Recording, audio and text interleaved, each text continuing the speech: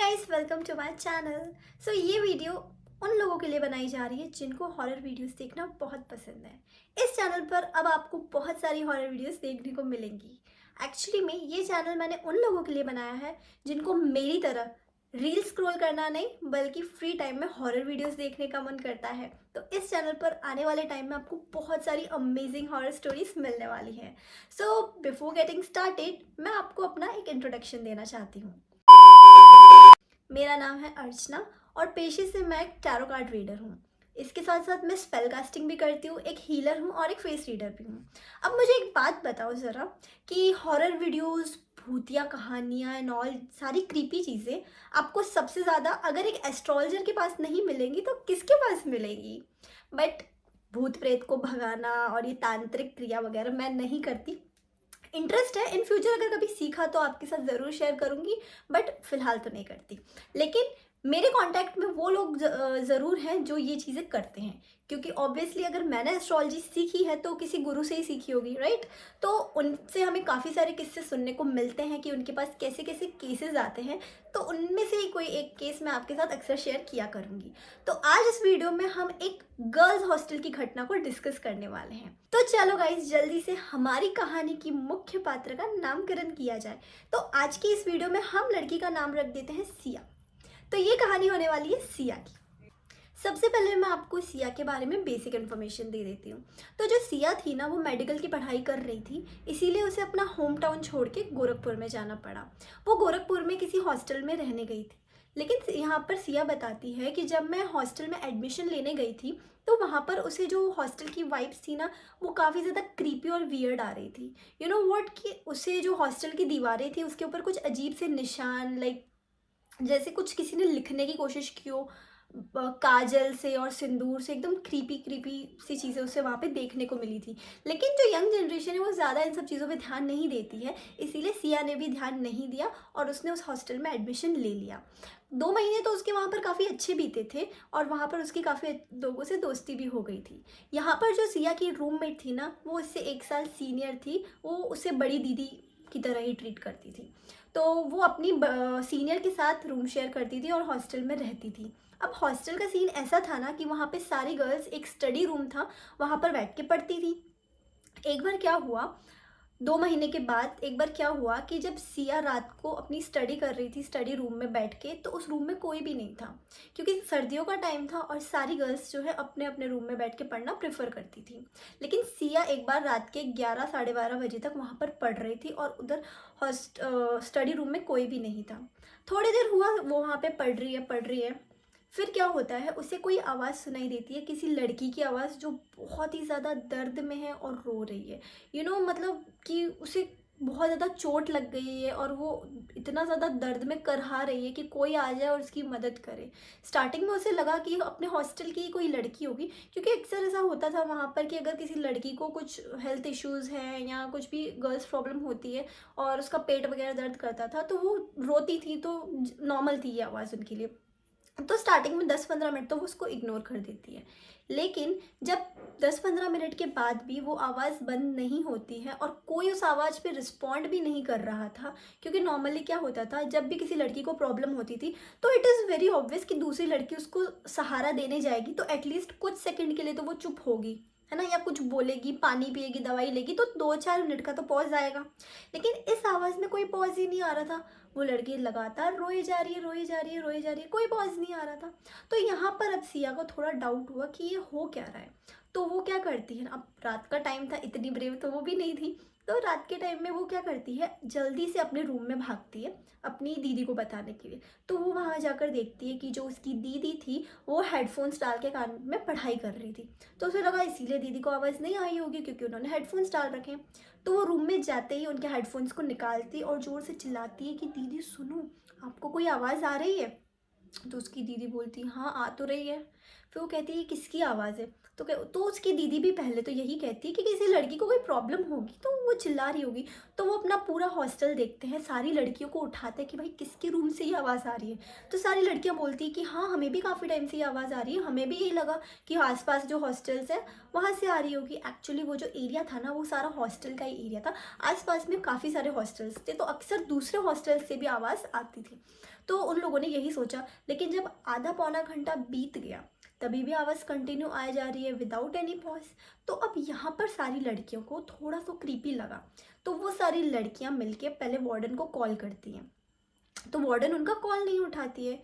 लेकिन जब 1-2 घंटे निकल जाते हैं, अब सारी लड़कियों को टेंशन हो रही होती है कि एक्चुअली में ये आवाज़ आ कहाँ से रही है, क्योंकि जो आवाज़ का डायरेक्शन था वो उन्हें मिल नहीं रहा था। क्योंकि अगर आसपास के हॉस्टल से भी आवाज़ आ रही होती है तो हमें पता चल जाता है कि हाँ सामने वाले हॉस्टल से आवाज़ आ रही है, इधर वाले उन्हें डायरेक्शन ही नहीं पता चल रहा है।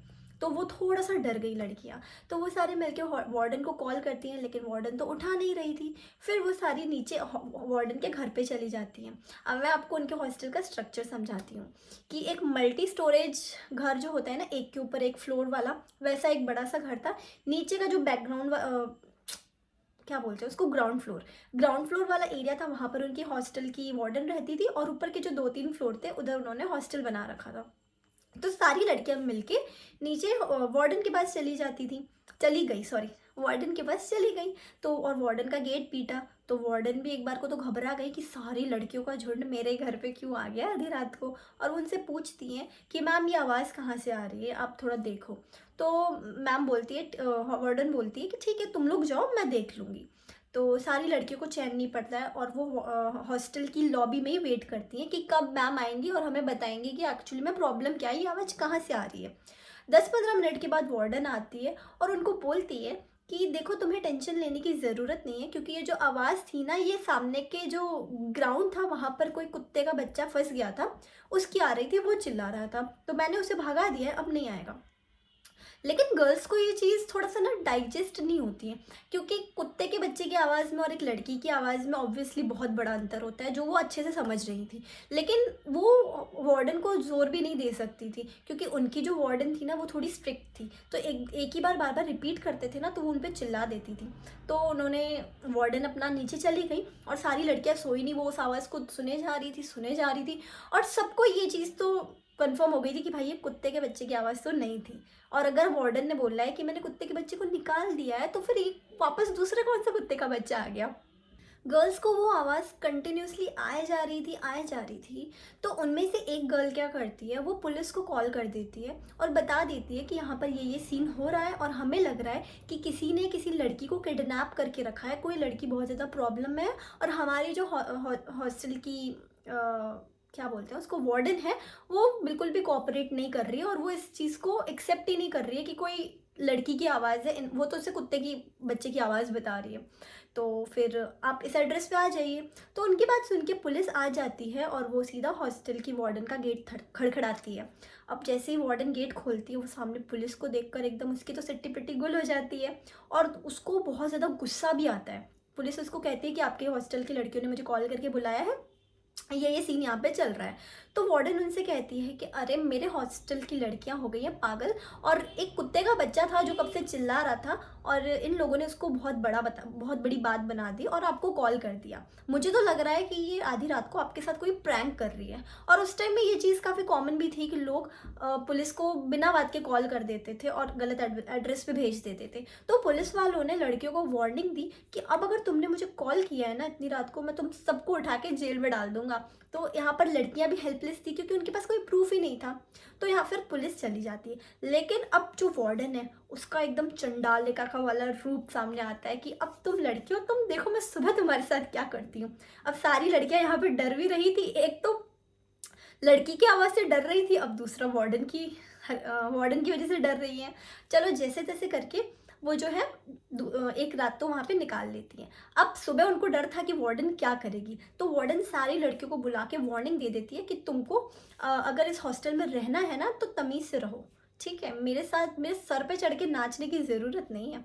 फिर ज़्यादा कुछ नहीं करती है वार्डन उस दिन, और वो दिन भी निकल जाता है। फिर आती है अगली रात। अब अगली रात सारी लड़कियां सतर्क थी कि जैसे ही वो आवाज़ आएगी ना, हम उनका वीडियो बना देंगे, जो वीडियो मैं आगे इस वीडियो में शेयर भी करूँगी आपके साथ। भाई पहली वीडियो है, बहुत ज़्यादा फंबल हो रहा है, एडजस्ट कर लो, ठीक है। तो अब अगली रात होती है और दोबारा से 12-1 के आसपास वो आवाज़ आना स्टार्ट हो जाती है। तो अब ये लड़कियां क्या करती हैं, उसका वीडियो बना लेती हैं और फिर पुलिस को कॉल करने से पहले वार्डन को कॉल करती हैं और वो वीडियो दिखाती हैं कि देखो भाई, हमने वीडियो रिकॉर्ड कर लिया और अब हमारे पास प्रूफ है। तो अब या तो तुम हमें सच्चाई बताओ कि ये आवाज़ आ कहाँ से रही है, नहीं तो हम पुलिस को ये वीडियो दिखा देंगे, तुम्हारे हॉस्टल की रेपुटेशन जाएगी, तुम्हारा नाम खराब होगा कि तुम्हारे हॉस्टल में 2 बार पुलिस आई है। अब तुम देख लो तुम्हें क्या करना है। तो यहाँ पे जो वो वार्डन है वो बहुत ज़्यादा डर जाती है और वो उसको कहती है कि पुलिस को बताने की कोई ज़रूरत नहीं है, हम तुमको बताते हैं एक्चुअली में क्या बात है। तो अब देखो यहाँ पर वार्डन क्या खुलासा करती है। वार्डन यहाँ पर बताती है कि 2 साल पहले इस हॉस्टल में एक लड़की रहा करती थी। उसका नाम XYZ कुछ भी मान लो, मुझे नहीं याद है उसका नाम, या इस वीडियो के लिए हम उसका नाम रख देते हैं श्रेया। तो जो श्रेया थी, एक बार को वार्डन को कहती है कि आज रात को हम है ना हमारी दीदी के घर पर स्टे करेंगे, हमारी दीदी का घर इधर पास में ही है, ठीक है। और जैसे तैसे करके वो पता नहीं कैसे वार्डन को मना देती है, क्योंकि जहाँ तक मैंने सुना है वार्डन 7-8 बजे के बाद तो ना हॉस्टल से बाहर जाने देती है, ना बाहर गए हुए इंसान को वापस घुसने देती है। तो भगवान जाने उसने वार्डन को कैसे मनाया था, बट वो मना लेती है। लेकिन वो अपने दीदी के घर नहीं जाती है, वो जाती है अपने बॉयफ्रेंड के साथ बाहर रात भर पार्टी करने के लिए। तो वो पार्टी करने चली जाती है। अब क्या होता है, 2-3 बजे रात को एक वैन आती है लड़कों की और वो लोग श्रेया को उसी ग्राउंड में जहाँ से लड़की के कराने की आवाज़ आ रही थी ना, उसी ग्राउंड में जो है डंप कर देते हैं। और वो जो लड़की रहती है पूरी न्यूड रहती है, बिल्कुल शरीर पर एक भी कपड़ा नहीं, और बहुत ज़्यादा दर्द से चिल्ला रही होती है क्योंकि उन लड़कों ने कर दिया होता है उसका रेप। अब वो लड़की बहुत ज़्यादा दर्द में रोए जा रही है, चिल्लाए जा रही है, मदद के लिए चिल्लाए जा रही है।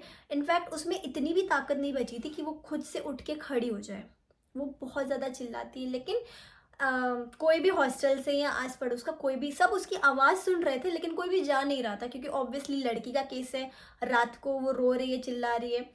तो अब ये पुलिस केस है तो कोई भी इसमें इन्वॉल्व नहीं होना चाहता था, तो कोई भी उसकी मदद करने के लिए नहीं जाता है। फिर चिल्ला चिल्ला के जो श्रेया है वो वहीं पर अपना दम तोड़ देती है और उसकी डेथ हो जाती है वहाँ पर। तो ये सारी बातें हॉस्टल की जो वार्डन है वो सारी गर्ल्स को बताती है। तो गर्ल्स के पैरों के नीचे से ज़मीन खिसक जाती है कि भाई हम एक हॉन्टेड हॉस्टल में रह रहे हैं जहाँ की लड़की के साथ ऐसा सीन हो रखा है, ठीक है। तो फिर वार्डन बताती है कि अक्सर यहाँ पर जो है ऐसी आवाज़ें आती रहती है, हम लोग तो इसके साथ जीना सीख गए हैं, हम इस आवाज़ को कम्प्लीटली इग्नोर करते हैं, ठीक है। तो तुम लोग भी जीना सीख ही लो, क्योंकि किसी को इसने आज तक हार्म नहीं किया, बस आवाज़ ही आती है। लेकिन यहाँ पर जो लड़कियाँ थी वो काफ़ी ज़्यादा डर जाती हैं और वो 1-2 दिन के अंदर ही जो है हॉस्टल को पूरी तरीके से खाली कर देती हैं और वार्डन का भी हो जाता है बहुत मोटा नुकसान। ऑब्वियसली उसे पता था कि अगर मैं ये चीज़ रिवील कर दूंगी तो मेरा बहुत अच्छा खासा नुकसान हो जाएगा, जो कि अब हो चुका था। तो सारी लड़कियां जो है ये हॉस्टल खाली कर देती हैं और अपने लिए दूसरा हॉस्टल ढूंढती हैं। यहाँ पर जो हमारी जो है जिसने ये स्टोरी बताई है कैरेक्टर, वो शेयर करती हैं कि भाई इस इंसिडेंट के बाद ना मैंने दोबारा किसी हॉस्टल में रहने का सोचा और ना ही मैं गई, मैंने सारी पढ़ाई अपने घर पर से ही कंप्लीट करी।